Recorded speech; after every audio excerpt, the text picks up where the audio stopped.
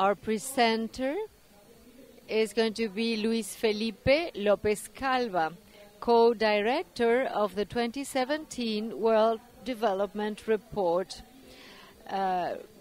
He was advisor for the World Bank in Europe and Central Asia. Up until 2013, he was senior economist in Gender Equity and Poverty Unit for Latin America and the Caribbean with the World Bank.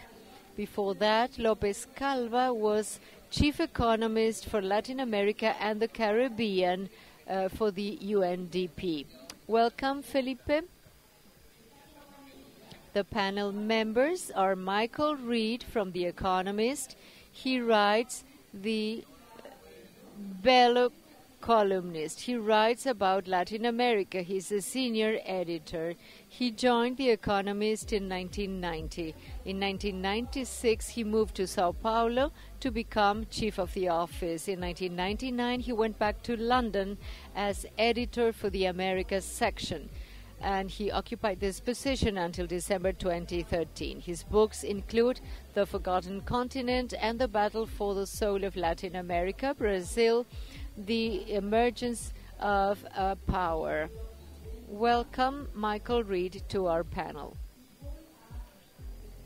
I will now introduce Mario Vergara, Central Bank Governor in Uruguay. He has been occupying the post since April 2015 and in a former administration. He used to be Minister of Economy and Finance and Deputy Secretary. He has a PhD in economics from the University of Berkeley, California. The New Rules of the Game in Uruguay, Institutions and Incentives is his recent publication.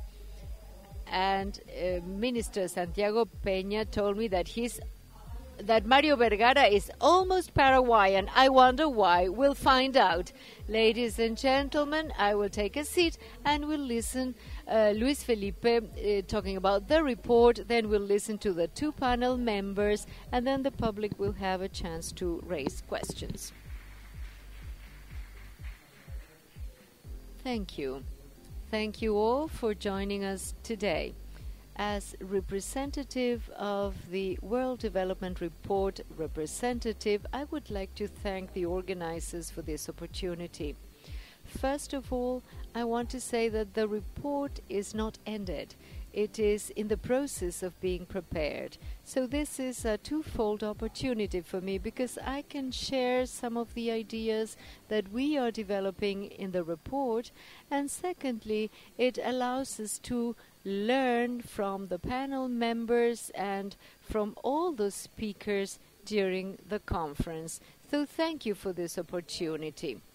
So my presentation is to show you some of the key ideas being included in the report and how we can apply them to solve relevant problems in the region of Latin America.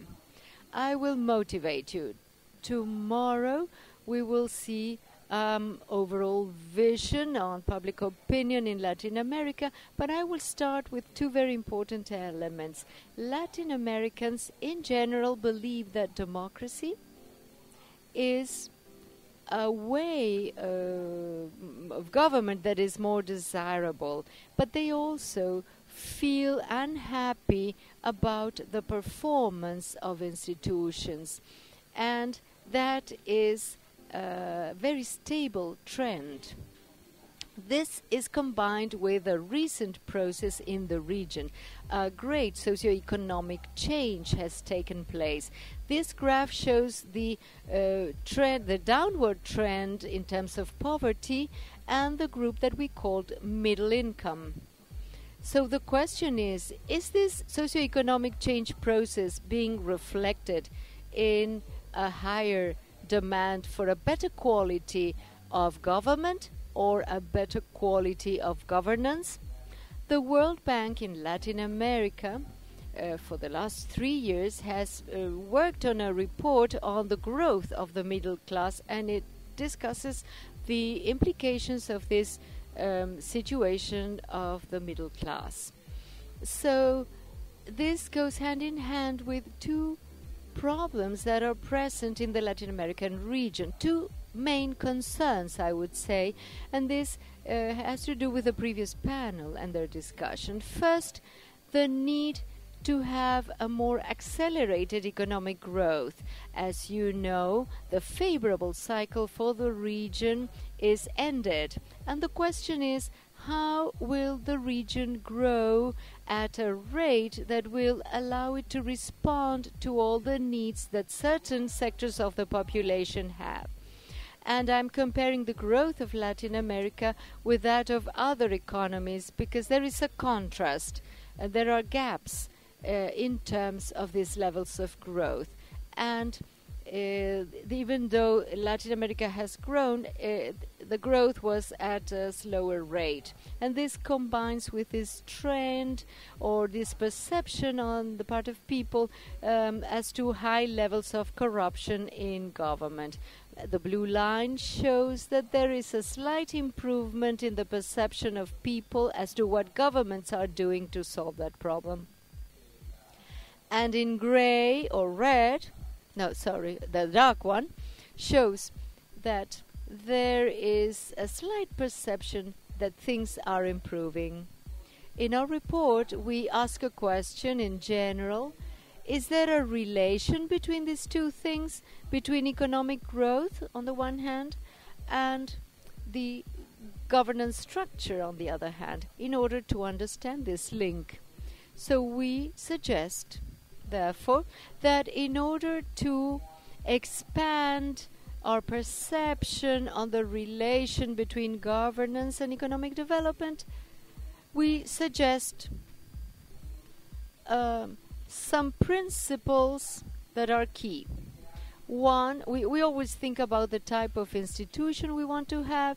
We think about the type of capacity required on the government and the importance of the rule of law and how to implement it. We say that apart from this, we must bring ideas such as the institutional function that we try to solve, and I will explain this with examples. Secondly, governance is about a process where different stakeholders interact, and the different stakeholders have a different capacity to influence decisions. They have what we call power.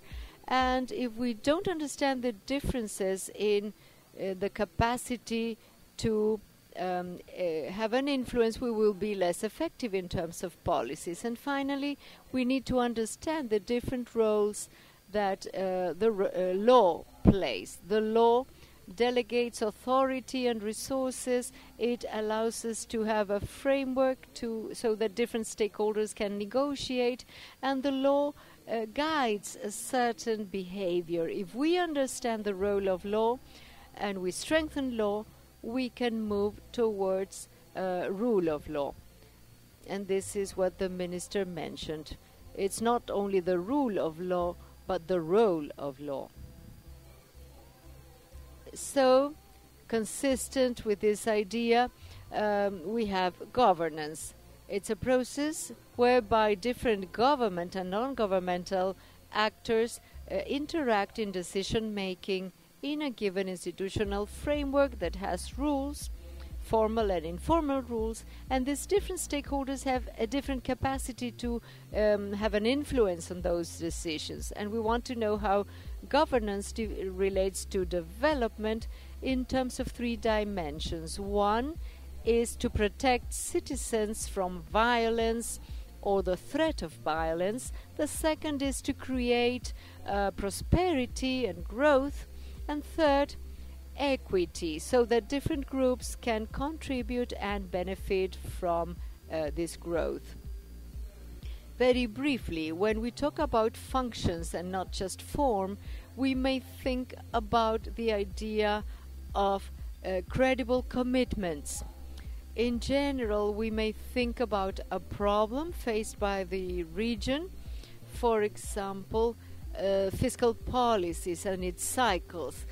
Do we have fiscal rules Is the commitment credible? Are they sustainable? We can look at different examples where the same type of rules have led to different results.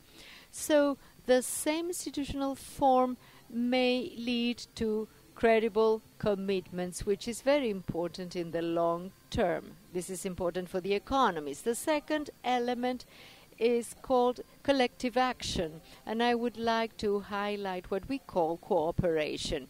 It means deciding whether to be part or not of this social contract.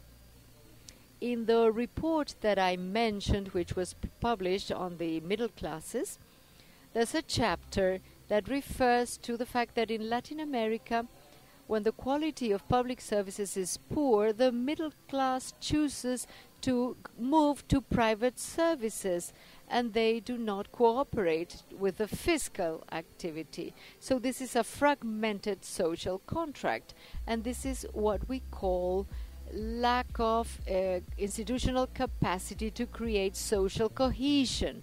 They do not invite actors to be part of the social contract. Let me show two applications of this idea just to illustrate the type of argument that the report presents. We call it solo or Schumpeter. Is there a trap for middle income? If not, why is it that some economies cannot make progress? The graph shows that there doesn't seem to be clear evidence as to the level of income where countries are trapped. In yellow, you see economies that were able to go from one income group to the next. They can leave one group of income and move into the next. There's no clear pattern. When you get to middle income, you have more difficulties to leave that level. At all levels of income, an economy can go stagnant. And the question is, what is important? What is the growth model that we want to incentivate? When we say solo or Schumpeter, it's an economic growth based on the accumulation of factors like investment or based on productivity and innovation.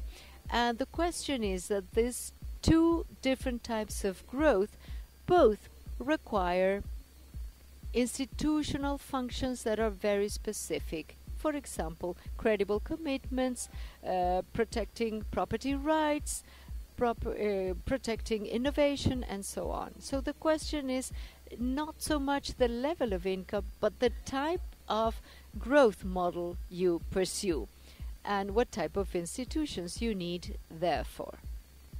That is the question in the report.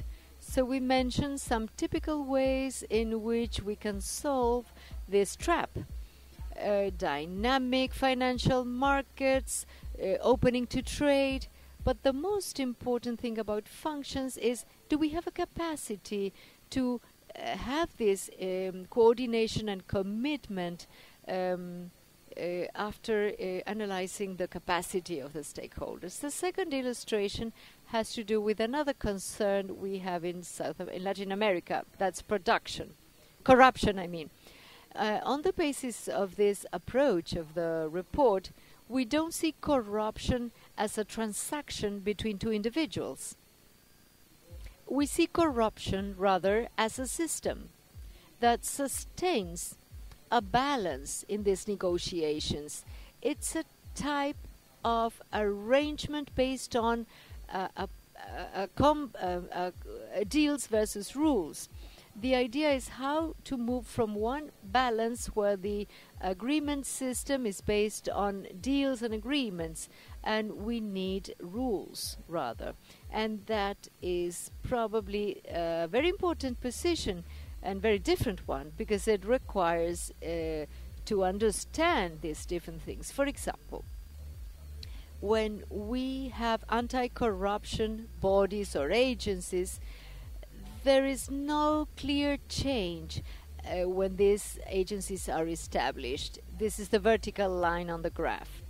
The trend in terms of success or reduction of corruption does not change much. It doesn't mean that the agencies are not working. It means that you rather have the agency but there's no commitment to be efficient, or rather you place them where there was an initial commitment that is already efficient. So we have to think beyond the form and understand the type of balance we need.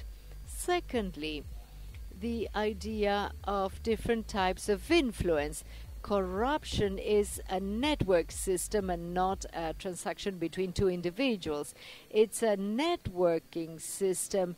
Therefore, we also require networks to deal with corruption and get to a new balance. And we need coalition across different stakeholders, and being less informal and having more rules.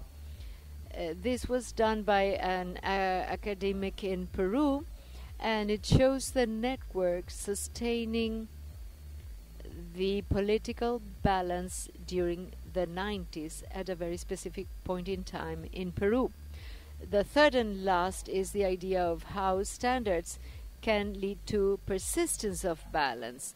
In cases where corruption is the standard, the political cost of being corrupt is much lower. So the idea is to see how to break that balance where the deals and not the rules would be standard. And it's different. It's difficult to do empirical work to demonstrate the argument, to make a case. But this is what these two researchers are doing. They look at the country where the ambassadors come. They come to New York, to the United Nations, and then they study the violations or infractions or defaults, and they compare to corruption in the countries, and they do their associations, saying that if you do not comply with the rules, that's socially accepted in many countries, and we perceive that that's not a problem. So the idea is how to change the standards so that we have a mechanism based on rules.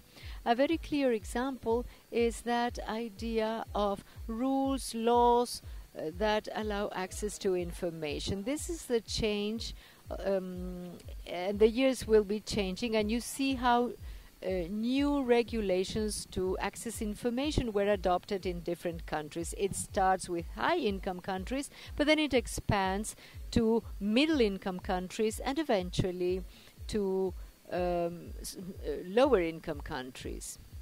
That's enough. I don't have more time.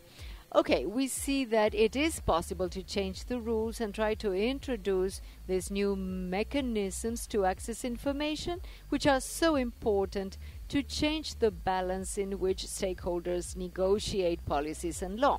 And the question is, why does this happen? And the third part of the report sees or looks into different coalitions that may lead to change. One is coalitions among those who are closer to decision making, and the graph shows empirical work in the case of Mexico and the Mexican states, where there is more political competence. This may lead to the adoption of rules to access information. And basically this has to do with logic, the logic that those who want to access power, if they know that they can be working outside power, they also need rules that constrain the power of other groups. So political competence leads probably to the adoption of rules. That's an important mechanism, and the implementation of those rules is not necessarily homogeneous. We see heterogeneity in the response to information requirements on the basis of those laws. So it becomes essential to have coalitions, or what Jonathan Fox calls the sandwich model, which means that if you have stakeholders that are pro-reform and closer to decision-making, you need civil society groups that do coalition with them to reject changes. So this is the end. Let me insist on the key core idea of the report. It's very important to take into account the type of institutions, their capacity to implement, and which laws are in writing. We also have to underline the importance of the functions that need to be carried out efficiently, the negotiating power of the different stakeholders, and finally, the role of law and not just the rule of law. Thank you.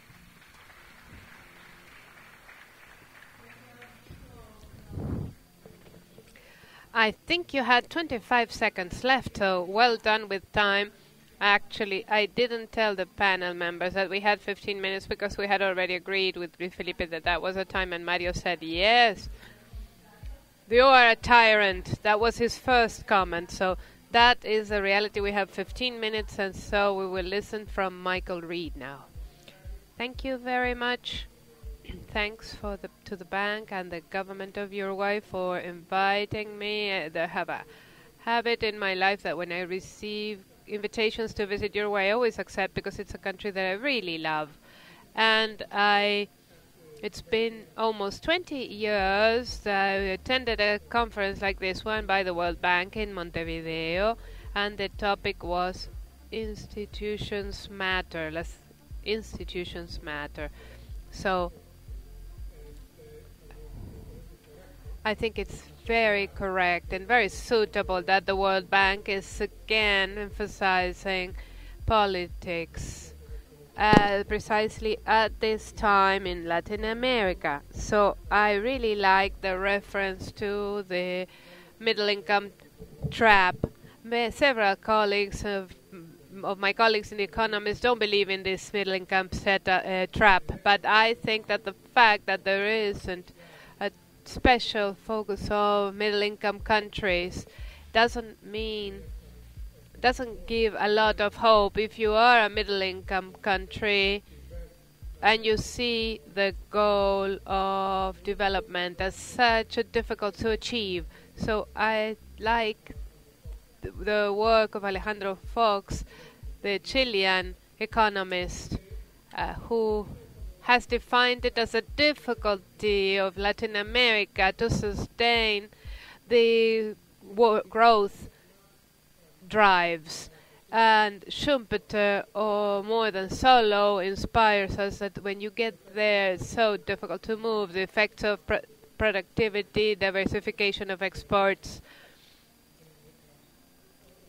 issues of human capital, social protection, and institutions. And the solution is essentially a political one. How to build a consensus, as it was said in the first panel, to maintain the course in a democracy. Consensus in the long term.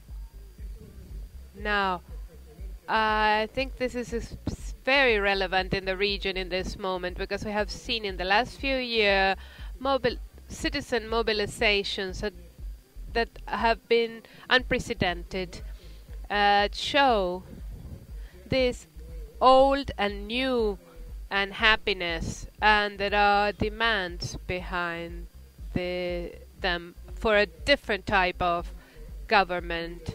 If you see Chile and Brazil, the protests are for better education in Chile, better public services, and against the political class in Brazil in 2013, and now again against the political class and corruption. Guatemala, Honduras, in terms of corruption in Mexico, the Citizens Initiative for the 3 out of 3 law to give a new anti-corruption system is very important, and the fact that was mentioned about Paraguay this morning, also in Argentina with the Miss Lisman case, for example.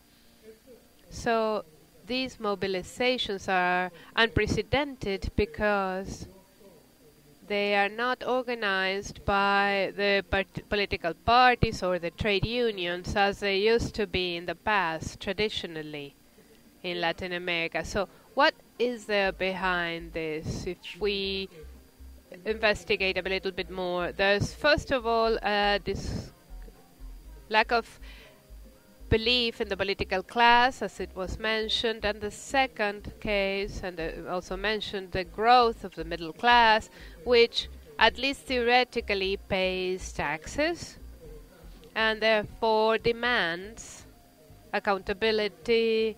They want more stability concerning private property and the rule of law, and they want better services, public services as well. The third thing is obviously the appearance of the social media, which has been very important in these mobilization. And fourth, I think that there is a maturity of civil society and of some institutions in the region, which is not very broadly mentioned. But for example, in the case of Mexico, of the 3 de 3 law, there's civic groups. The type of civic groups that Alexis de Tocqueville mentioned so much in the United States in the middle of the 19th century, with those volunteer groups, and that practically have not existed in Latin America. But I think that these 30 years of democracy have helped create these groups, fostered the creation.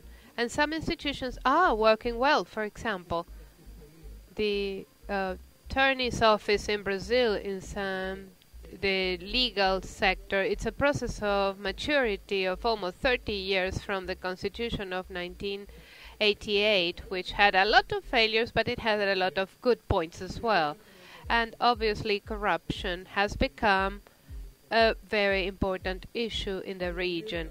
If you look at these surveys, and now we will see it tomorrow with more detail, regional surveys, regional polls, economy and insecurity are still the biggest points, but corruption in Brazil, for example, is now the first concern.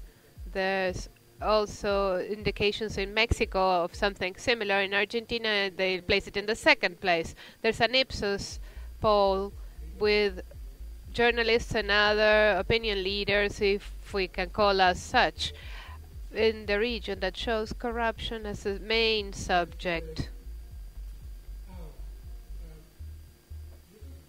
I think that it's very important to recognize that corruption has many different forms,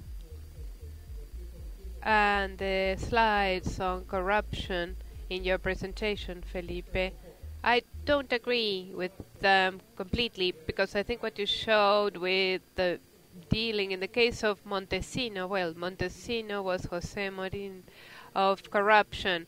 He is the state of the art of corruption, and effectively it was a de facto system, and that may apply to Petrolao in Brazil, but there's a lot of corruption that is opportunistic, that is low official level, and the impact that can work there. And that reminded me of a Alan Ryder book about Mexico, the old Mexico, the Mexico of the old where they describe corruption.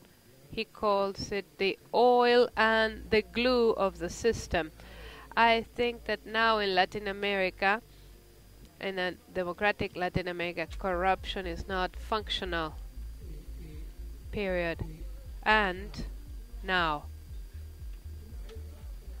is there more corruption than before? I don't know. Of course, there's a lot more money. There's been a lot more money in the last few years, and more money to rob. So, but it is also true that there is a lot more publicity, light, to use Alfonso's word this morning, and there's a lot more punishment in some cases. But what is the solution? And that's a big question. I think we should be very careful with the politicians who use corruption reporting as a crusade to reach power, who show themselves as the saviors of the country. Like that was how Chavez got to power. And then when they get there, they concentrate power, they chase the media, and no doubt the Chavista regime has been more corrupt than their predecessors. So it's not necessary to have saviors of the country. What is necessary is much simpler in theory. It is enforcement, as it was mentioned this morning, that there are laws and there are judges and attorneys who will enforce the law and who will make corrupt people people who are tempted by corruption to think it twice before they act. And that is easier said than done, obviously. And I think that if there is some progress in that aspect. Brazil is going in that path, and as well as Chile. Let's hope that Mexico and Argentina follow suit.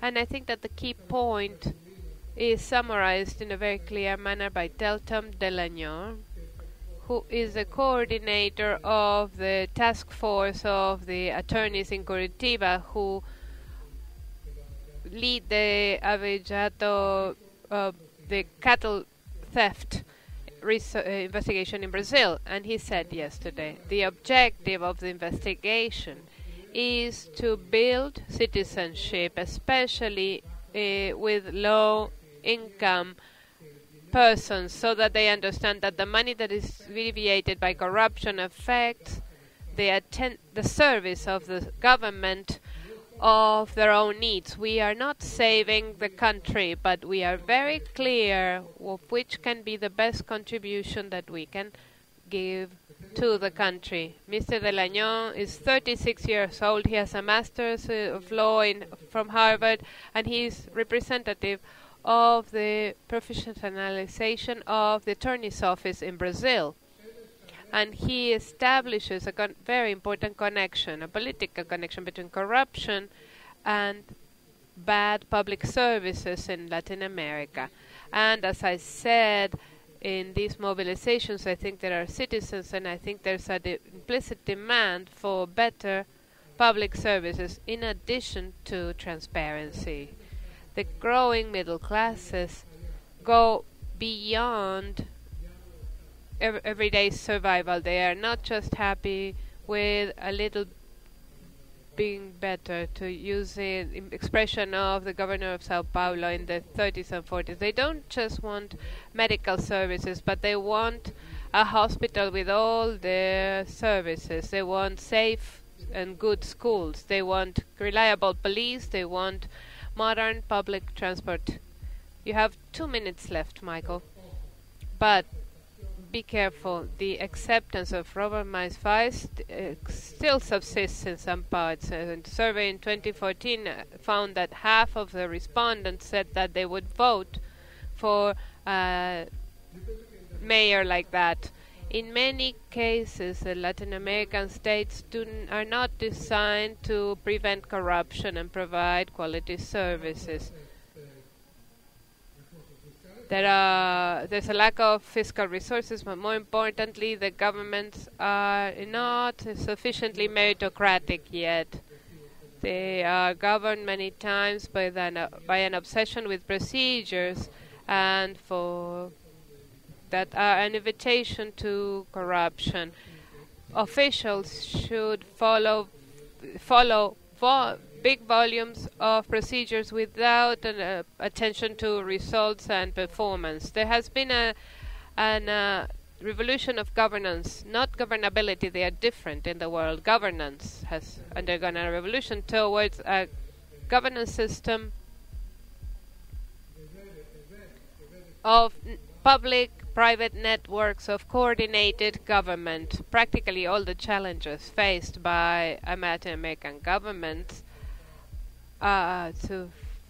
be it climate change, SIGA, organized crime, these challenges should be faced by the whole government, not by individual agencies, but by governments at all levels. And I would like to finish by leaving three open questions.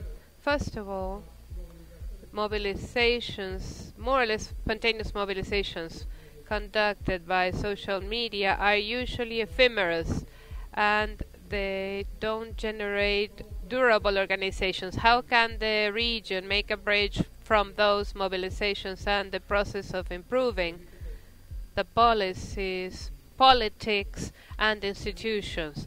Second, how to pay for better public services at a time of economic difficulties? And the third question, how to sustain the social pressure for better governance when the slow economic downturn puts pressures on the middle class? And fourth, the last question, I remember a book by James Bryce from 1960-something, the American Commonwealth, that was called Women Didn't Exist at That Time. Why the best men don't go into politics. That is also a challenge. And I will end there. Thank you, Michael. We have the questions left by Michael so that we can try to answer them later. And now we will listen from Mario Vergara, the president of the Central Bank of Uruguay. But now you have to count the time from the time that I start. And I will try to have my 15 minutes. There is a chance that I may fail. But obviously I should thank the World Bank and the Ministry of Economy for their invitation and this possibility to have these exchanges. When we received the PowerPoint that Lopez just presented, it was not easy to give a reflection that would reiterate what the report says, because we broadly agree on the approach and the drive of the aspects of governance, of the role of law and the role of institutionality that will allow to apply the law. And we agreed, as I said, with the report.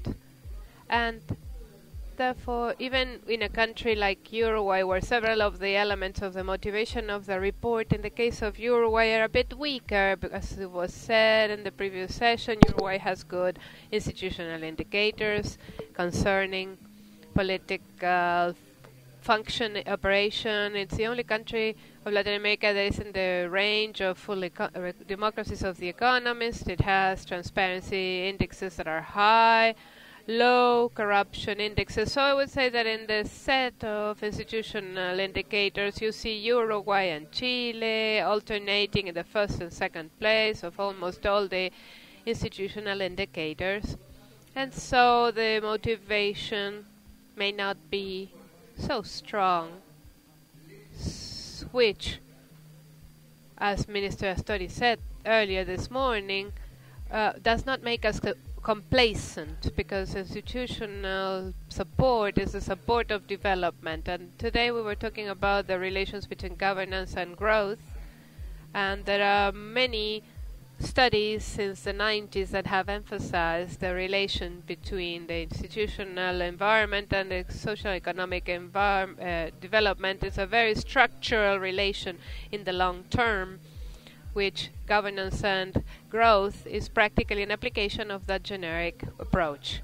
So the option that I chose for my reflections is to bring a conceptual approach that is an alternative to the one of the report, but that addresses essentially the same issues and basically fosters the same action lines and the same results. Thank you for the translation. I didn't know that I would get it, unless it's an automatic translation program. there was a focus on the basic issues that have to do with growth and development in the report, which are investment, competitiveness. We all know that investment and competitiveness are the links that will pull the rest of the links of the chain. There's no production, there's no employment, no income generation, no possibilities of combating poverty and generating equity if we don't have a basis of development of investments with productivity, with competitiveness. Now, what is clear is that these both dimensions are associated to institutional environments. The institutional framework has affects development through how the institutional environment stimulates or destimulates investment and productivity in the different countries. The evaluation of the risks at the time of investment includes political and contractual risk, that is, risks that are associated to rules of the games that are not just the formal written rules, but that are written rules that are not fulfilled, so they are not part of the rules of the game, and there are unwritten rules that are fulfilled and things that are tolerated, so even if they are not written, they are part of the rules of the game. The cultural aspects many times is underestimated, but it's not the same to generate rules and enforcing them in a country where incompliance is tolerated than in another one. It's not the same to be in a country where tax evasion is a crime, where in another country tax evasion is just a synonym of smarts.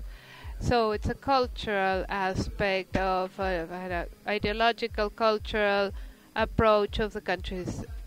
Also competitiveness and the result of multiple policies, and the policies are related to the institutional environment. So these are key elements for development that require long-term policies.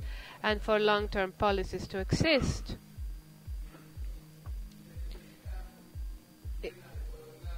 clear rules of the game that are consistent and believable are required. The logic that is associated to the approach of incomplete contracts with elements that we normally call property rights, which is the capacity of owning the results of an investment, are plagued with what in the institutional approach is called the transaction costs. But basically these are elements that have to do with information, with the capacity for specification, control capacity, enforcement capacity. All of this is a set of transaction costs. And the alternative approach that I was saying that I'd like to add in to reach these same elements from an alternative conceptual approach, that is the institutional economy and the transaction costs economy. Academically, since 40 years ago, we have been developing this approach. There's 3 Nobel Prizes in 91, 93, and 2009. Coles, North, and Williamson and Ostroy have focused on the importance of this line of thinking, of framing that what surrounds the economy is not a matter of political economy. It's not what surrounds economy. It's part of the core of the problem. Doing economy without understanding the institutional context will lead to wrong conclusions and will action lines that are probably not possible to implement. So we have to incorporate the elements of institutionality and governance in the core of economic problems and in the core of the processes that lead to the design and implementation of the economic policies. And that is why we start with the formal and informal issues, economic rules, contracts, forms of economic organization, but basically reality. What is the actual capacity to enforce the rules, to enforce the norms, enforce the contracts? This is what we were saying a little while ago. The cultural matrix and the ideology of the society play a very important role, and the power relations, and how that is shown as a argumentative elements in economic processes and political processes. I think that Michael was saying, well, we should be very careful with these processes where corruption is practically shown as an excuse for an assault on power. And he was giving some examples, and so that his examples don't sound whimsical, I will show another two dictators in ships in the Southern Corn displaced corrupt systems. In military intelligence used as an argument the displacement of corrupt political circles, or what's happening now in Brazil, to seek to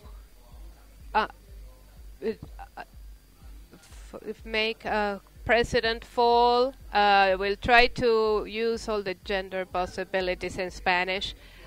It was an argument about that even though there are no proofs in the case of the impeachment of Brazil, but if we follow that line of thinking of Michael, we have to be very careful with this aspect, because it says that what's coming after Dilma will be really corrupt, according to Michael's thinking. So the matrix, cultural and ideological, is an element that is at the core of the political processes and at the processes, economic and social policies and their results. The institutional weakness somehow characterizes a lot of contexts in Latin America, and some of us have been trying to overcome them in one way or another at different paces with the institutional capacities of each country. Institutional weakness is not just a matter of the political institutionality. Of course, a political system based on the workings of a political party system, such as the Minister of Studies said earlier, I think it will lend more guarantees in that aspect, but it's not the general tone of Latin American countries. Latin America, not always the core of the political system is the political party system. In addition to the instruments of political institutionality, institutional weakness also has to do with the capacity of generating good rules and enforcing them. Short-term cultures, political myopias, that is no long-term horizons, judicial systems that may have difficulties for enforcement. So the drive and the incentivation of lobbying and power relations that are not go through the institutional paths, big states that are weak and inefficient, or very small states. In Latin America we have examples of both cases, difficulties for cooperation. Today we were saying the policies have to have a long-term horizon, and that has to do with an intertemporal approach, collaboration approach. The weakening of budget, institutionalization, and inoperative bankruptcy laws and corruption is a little bit the extreme exponent of these weakness elements that tolerate it and foster it, and in some cases that generate it as a mechanism for doing things. Unfortunately, in some institutional contexts, it's difficult to do things without falling into corrupt processes, and I'm not justifying them at all. But what I'm saying is that we should change institutional context. Institutional weakness makes competitive policies in the long term more difficulties, it damages investment processes, and it disturbs economic development. And so, with this alternative approach, what it says is, let's see everything that is done in the core of the political and economic process, how the political system works, and we have seen some examples, the cultural elements, and of informal and ideological rules, the system of enforcement, which is here caricaturized as the judicial system, but it's not just a judiciary power. there are lots of environments in the administration that are in charge of enforcing things in addition to the judicial system. The bureaucratic, administrative, and professional capacity of societies, this has to do with governance and the need. You may have better rules and more sophisticated regimes, greater capacity for control, better designs and implementations of policies if you have a administrative, bureaucratic, professional capacities that are more solid. And finally, the power relations, the balance of social interests, the nature of conflict. It's not the same to have countries where have at the core racial conflict, ethnic conflicts, that others where there aren't. So they're going to be long. So all the role of the bureaucratic capacities that you may read about later on, because I don't have the time, because there's a tyranny of time does not allow me. But basically it is also to mention governance in terms of the strengthening of bureaucratic capacities.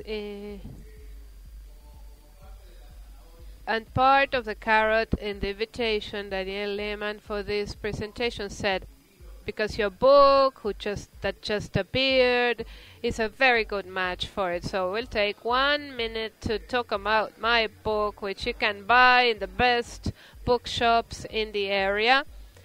But basically it focuses on something that we are mentioning. It's the new rules of the game in Uruguay, but the subtitle is Incentives and Institutions.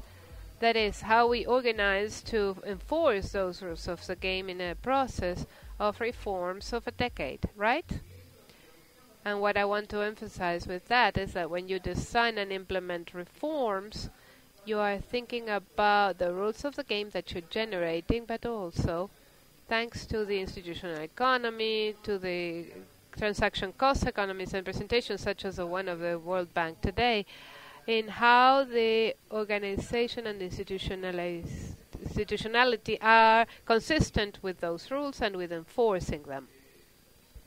And I think that in Uruguay, at least in the last 10 years, there has been a lot of very important reforms, density of reforms that is difficult to find in other countries, not only in the region but in the world, that are the result of a lot of factors that appear in Uruguay. We're coming from a crisis. A crisis is an element of opportunity, and it makes the sacrifice of the crisis be worthwhile, is to take advantage of the crisis to do what has to be done. The Frente Amplio winning the election for the first time, parliamentary majority, so there's a series of factors of supply and demand and of reforms that has allowed to implement a lot of reforms in Uruguay in the last 10 years. And what I would like to emphasize is not to tell you about all the reforms, because you can read it in the book. I repeat, it's very cheap. But also to emphasize the idea that each reform sought to regenerate rules of the game, to generate the institutionality, to enforce them, and therefore in that context it has strengthened the institutionality.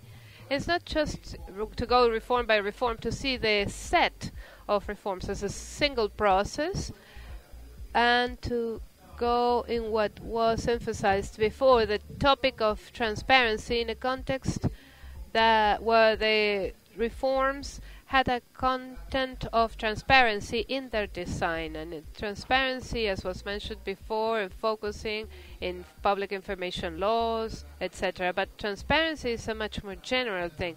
Transparency starts with the government explaining what they are doing, explaining their policies, making the citizens participate in the design of the policies in all their manifestations. Uruguay did a very deep tax reform, as big as it has been seen in anywhere in many decades. We were a year and a half talking about taxes. It's not the sexiest thing in the world for a government to get the society to discuss taxes. That's why they are called taxes. No, otherwise they would be voluntary. People don't want to pay them. but it was a very healthy process that legitimized a substantial change in the tax system, and this was made transparently. But it also generated transparency elements. The tax system is today much more transparent than before. The budget process that was mentioned today, the budget law today is a real reference, what is approved in the Parliament for the budget implementation. In the past, the law was on one side and real life in a different side. There were no transparency elements that would allow for accountability. And I know I have 1 minute and a half. I am pretending that time is not passing, but the same thing with the public debt process management process. And probably Marina will take more time than me to explain how the development of social policies and of the transparency mechanisms, the change in labor relations. I'm just mentioning them. I won't go into each one case, but believe me that in each case I could tell you, if I had time, about the components of transparency in each of these reforms in the sector of housing, the new financial system, that we could have a ball with the comparison of today's transparency with the opacity of yesterday, including all the components of adequacy to international regulations, banking secrecy, etc. Customs reform.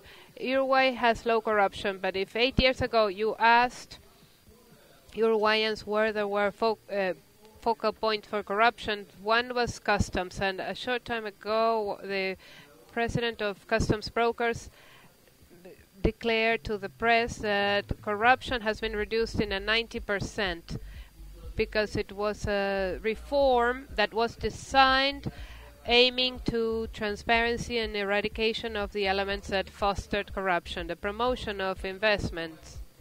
An investor in Uruguay with a project doesn't need to go to the Ministry of Economy to know how much promotion they may have, because they can go into the web page and go to the simulator and give the the characteristics of their project, and they will know how much tax they will be exempted from and for how long.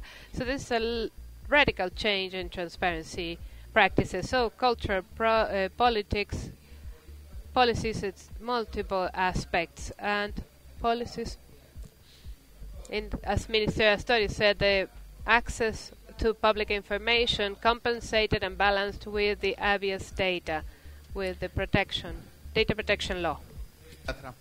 And another thing is awards to transparency and quality that did not exist in the past. So in the use of ITCs, we have put many facts at the service of a more efficient electronic government, but also a more transparent government.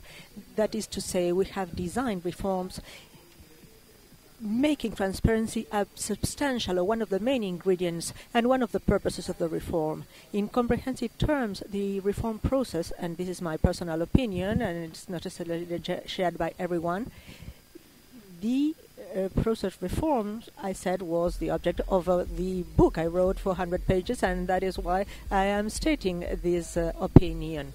The comprehensive reform and the way in which we see it beyond personal opinions and things that still remain to do stresses the fact that, and going back to institutional literature and publications by North, Waynclast,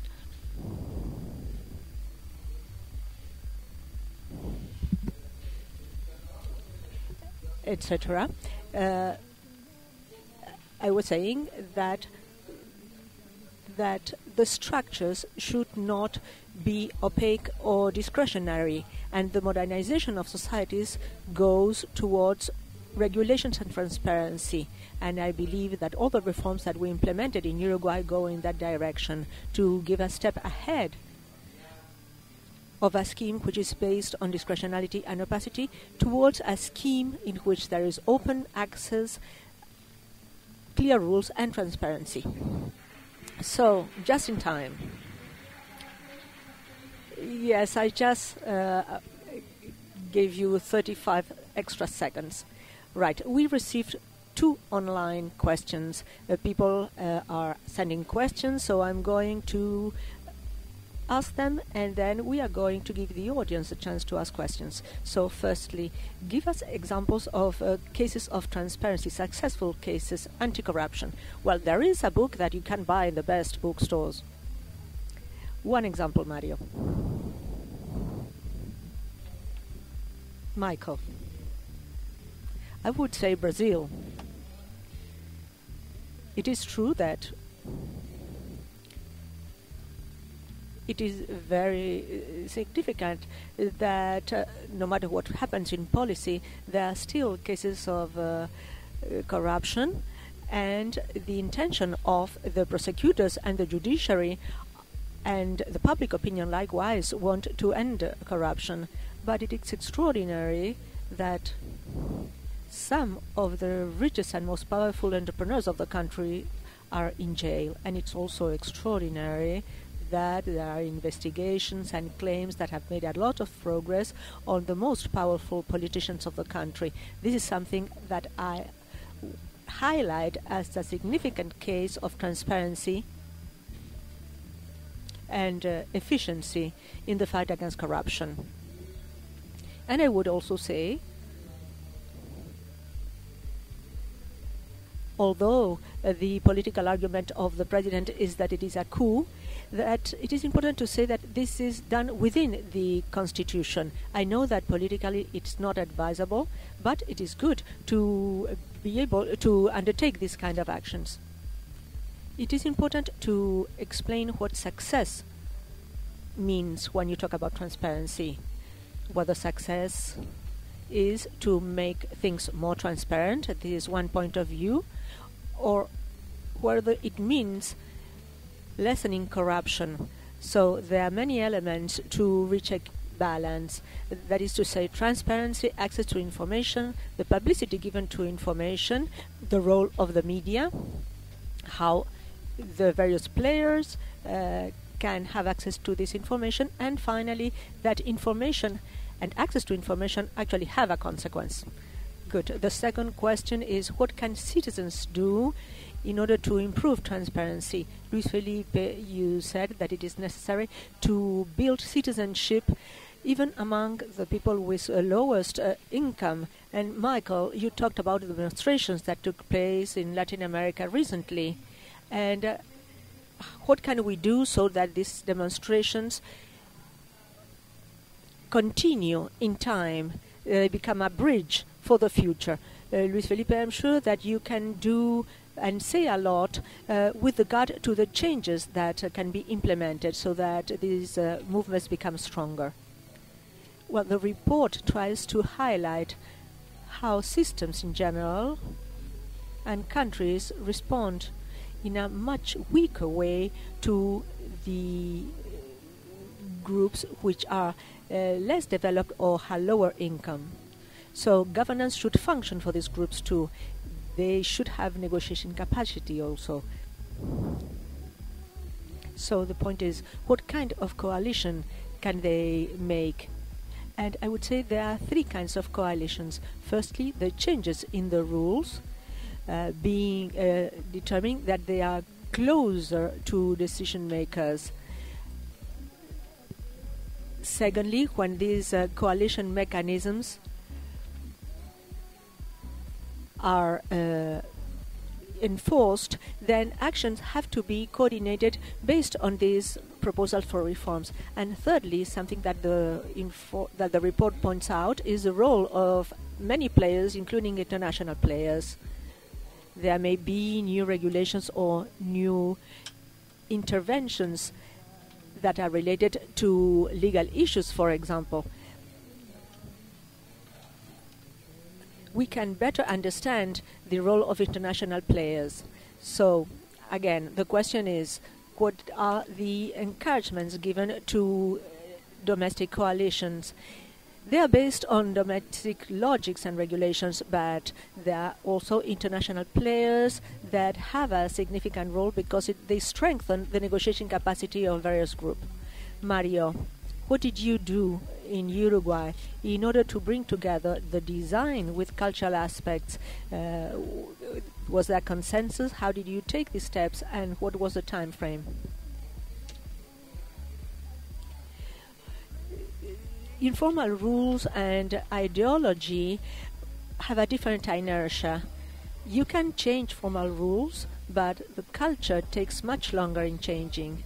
However, the cultural element also adapts on the basis of decisions and examples. For example, we had a history in what the economists called softening budgetary considerations, for example, the payment of debts, the payment of taxes. There was a long cultural budget which included banking aspects, tax aspects, and people learned that when things go well, it is easy to say, well, if you don't collect taxes from these and those parties, nothing much happens. But this is a time bomb which explodes one day or may explode. So when it does explode, the people which we were supposedly protecting are the ones that are more hardly hit. And it is also necessary to develop rationality and to protect the people who are actually suffering. The cultural matter of repaying debts has made a substantial leap these last years after the bank crisis of 2002, but also based on various actions and policies which were implemented after 2005 with regard to indebtedness and how to treat debts and the enforcement of regulations.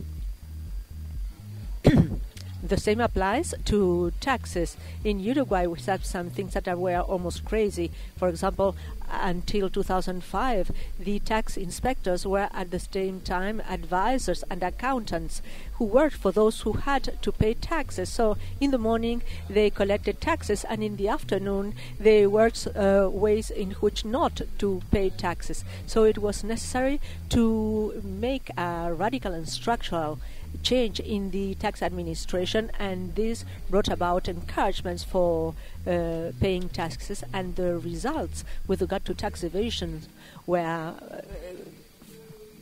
very significant. But the culture has to change. If people avoid taxes or in any way do not pay taxes and you catch them, then you have to make them pay. Some things in our history sound very good, and they don't apply, however, to other countries. For example, in some countries, if you don't pay taxes, well, it is not very nicely seen. But in other countries, it's considered smart not to pay taxes. So it is necessary to punish non-compliance. The culture has to be molded, but this is not easy. There is a need to rationalize the cases of crisis in order to show how crises go against all those elements that tolerate non-compliance and corruption, and you also have to be consistent in the sanctions and in all the actions you undertake. Very well. Now we are going to give the floor to the people from the audience. Jose Molina from Paraguay, please.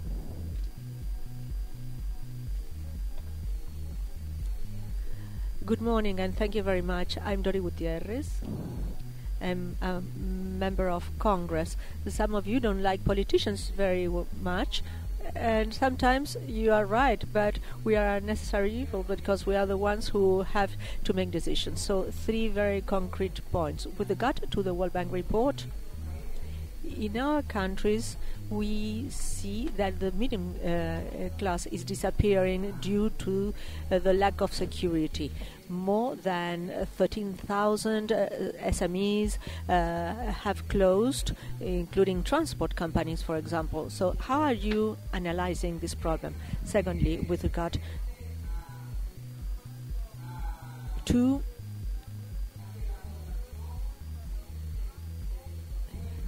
the inclusion of the people in all these matters, supervision, etc., and I believe that the Economist mentioned this fact, there is a contrast. On the one hand, you want to create awareness about corruption and how it's preventing services from reaching the people. But on the other hand, people are receiving through solidarity organizations and other ways some kind of help, and they feel committed to the ones who are helping them. So this is a contrast. How can you solve this matter among people who are not educated in many cases? They have only reached the third or fourth year in primary school. And finally, with regard to corruption, I know that there is a very big claim for several million dollars from a telecommunications company, and there is a forum that is questioning the role of public enterprises. And in our country as well, we see that public services seconded to other companies. Well, all this causes services to be much more expensive. And when investments are made in telephone companies, they are looking for profits and not giving access to the people.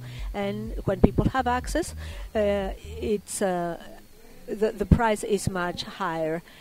So sometimes investments go against basic public services. I would like you to analyze this phenomenon and the role of the World Bank. Thank you very much. I'm going to ask you to be brief in your questions. One more question from the gentleman here. Jose Molina, Minister of Technical Planning of Paraguay. Thank you very much for these presentations, which have highlighted a very important matter to make our democracies more significant. I mean the interaction between the public and the non-public sector in order to implement policies. I would like to share my expectations about the report firstly. There is a conceptual framework, but I would like to see also an inventory of good practices, what actually works. In Paraguay, if we reflect on what has worked, we see that there were not many cases in which there was a medium-term vision which included participation from all parties. Throughout our history, we have had some successful cases of this kind of implementation, though, and if we add to this a more permanent dialogue mechanism between non-governmental productive players and other actors, the academia, social players, etc., with the government, then productivity increases even more. And this is what we are trying to do with the plan Paraguay 2030. We have a country strategy team which is overseeing all these agreements and are giving early warnings in some cases. For example, the budget is being aligned to this plan so that things are done on the basis of results. And there are subnational plans too, which are consistent with this dialogue. And there are the initiatives, for example, public investment, poverty reduction, science and technology, educational policies, etc., among others. So it would be good to see what is happening in each country, what are the success stories, so as to implement this conceptual framework. So how much time do we have? 5 minutes for your answers. 5 minutes divided between 3. Well, have you probably noticed that minutes are longer here? Right. Thank you very much for your suggestion, Jose. We are going to do as you suggest. I believe that all these questions were very important, and they mention, for example, the potential risk of reduction of the middle class and the role of SMEs in the informal market. When you ask about the role of the World Bank in these matters, usually the World Bank supports the actions undertaken by the countries in order to try to solve these issues. But I will also mention the report in this regard, and not only the World Bank. The report wants to contribute to more efficient policies. This is one of the roles that the World Bank can play, to carry out accurate analysis so as to contribute to a debate which should lead to more efficient policies. This is the main purpose of this kind of work. Michael, any comment? With regard to the comments by the Member of Parliament, there is a tradition of political influences among the poorest sectors of Latin American population, and I believe that for these people who feel abandoned by politics, when politicians show up or do something for them, they feel supported, and that is why these sort of behaviors are tolerated. So I believe that the answer is that education and the inclusion in public education, which have improved, push forward. I think that there's much to do, and hopefully the new president will do what he promised to improve the quality of education that these people receive. Mario? Well, firstly, as the Member of Congress said, well, she almost apologized for being a politician, and I'm going to say exactly the opposite, as Minister Astori said in the previous panel. The role of politicians should be defended. What can citizens do? Well, I'm not familiar with all reform processes, but there's no stability in the rules and rules enforcement without public policies that are well designed and the enforcement of these policies.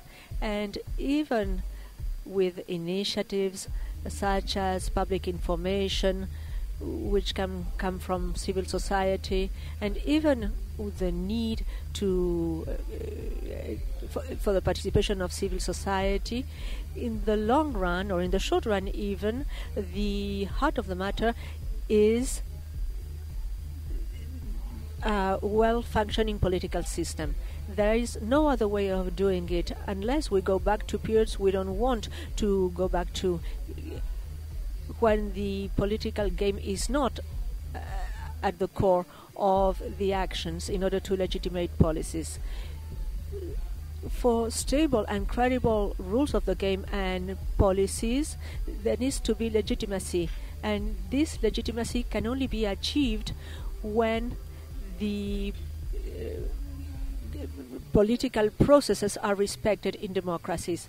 So it is necessary to get organized in civil society organizations, in political parties or others, but all this has to be strengthened by a democratic political system, because otherwise you cannot change rules, you cannot change laws, and no change process is sustainable.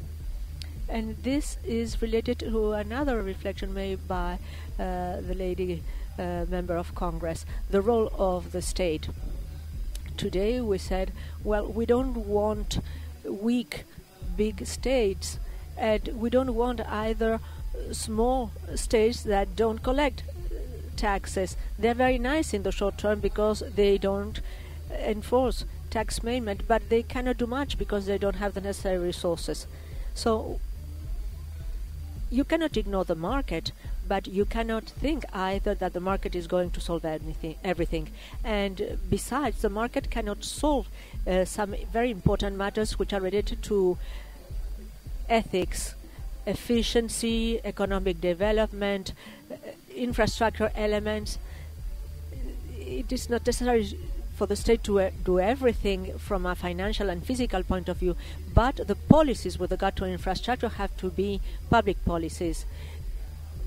In our case, neither the state nor the private sector have the capacity of doing everything. But there are examples of other countries in which neither do what is necessary. Well, sometimes my friend Santiago say that I am almost a Paraguayan, In Paraguay, they have lands as good as the ones in Uruguay or Argentina. However, the price of the land is 10 times lower. Why? Because there are no highways to reach these lands, and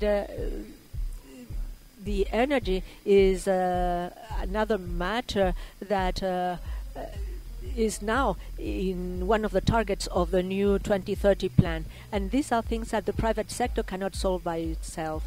There have to be taxes, otherwise some infrastructure works cannot be done. And I know that Santiago won't be offended by what I'm saying. We've discussed this matter, and he's one of the persons who says that all this has to be done. So the state is very important. Not any kind of state. In Uruguay, we have as history of a state associated to opacity in the past, and some rules were approved that were institutional response to the process that took place. There was a change in the political party in the government at some points, in which the old bureaucracy was wiped out and a new bureaucracy was created, but this led to rigidity rules, and things went from one extreme to the other. And people would remain in the public sector as public employees all their lives. So all this is linked to a state that is not functioning properly. Now, I'll finish quickly, but I've been provoked and I resist everything except this temptation of talking. I'm sorry, the comment is made out of the microphone.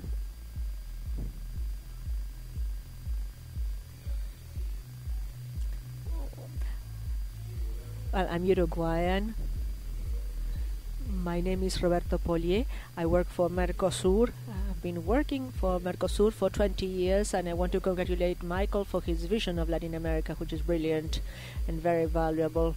We should learn much more from you. In Buenos Aires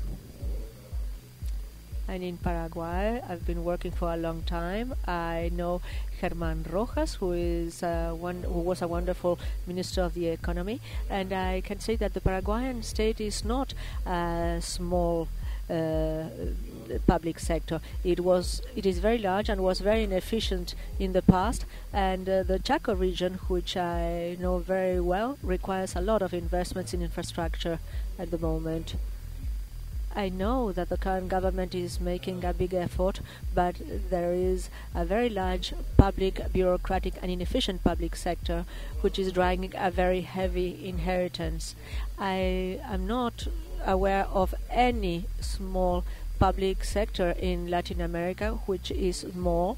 I know, however, about states that are based on extraction, and I believe that people are tired of being molded so that they pay taxes and not receive in return what they need, which is legal certainty, education and integration for every class.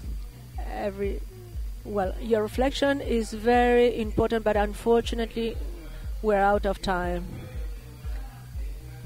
Well, this cannot become a propaganda activity for the Frente Amplio. We are talking about the transparency of Uruguay, and the transparency index that places us in the best place in Latin America is 2 years old. So we'll want to look at the position in a couple of years. Well, couple of minutes. Whether the public sector and the states are small or large, it's a matter of opinions. In Paraguay, the tax burden is 13-14%.